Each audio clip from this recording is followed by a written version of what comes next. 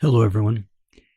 As I talked about photojournalists, and we had our election here in the United States, one thing occurred to me is that with an America First attitude, an isolationist's attitude,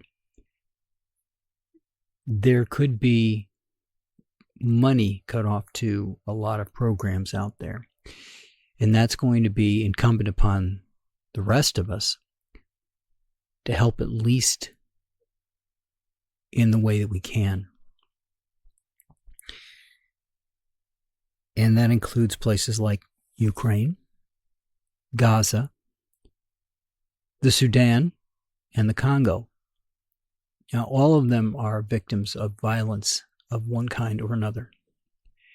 And while the donation sites aren't going to put guns in their hands, being able to provide food or clothing, we have winter coming up in some parts of the world,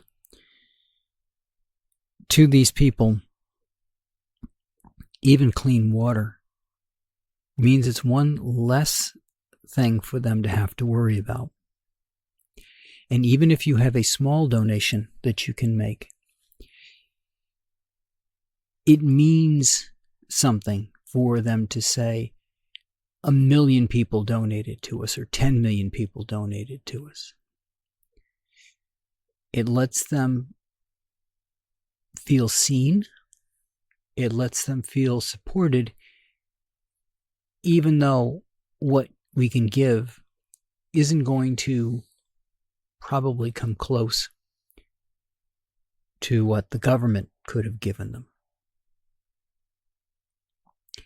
That said, that doesn't mean we can't try, that we can't work to fund these charities in the best way that we can. Another thing to think about is, with everything going on at the border, depending on what the policies come out to be, it will probably lead to more exploitation and trafficking of human beings. Operation Underground Railroad helps shut those down.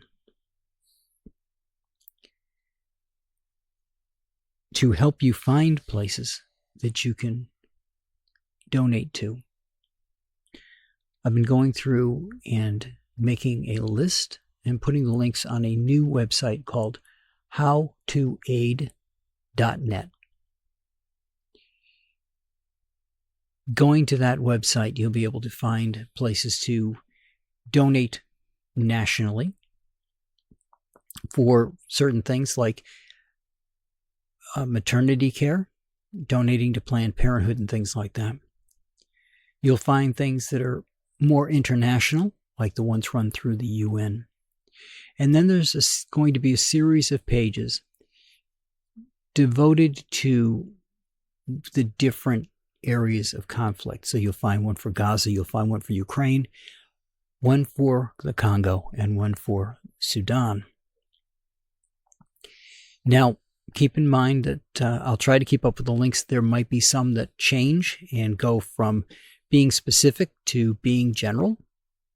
I've seen that happen on a couple of them in the last couple of weeks. Just bear that in mind. Doctors Without Borders may have a Ukrainian site today, and then it might be just donating to Doctors Without Borders. But know that the money's going to go where it should, as far as where the need is. It just may not be specifically targeted to a spot if you've given to the organization as a whole, as opposed to one of the pools of money that they put aside. So that's what I got for you guys this week. I think it's important for us to remember that there are places in the world that are less settled than the United States, that we need to reach out and help where we can. And I will talk to you guys all next week.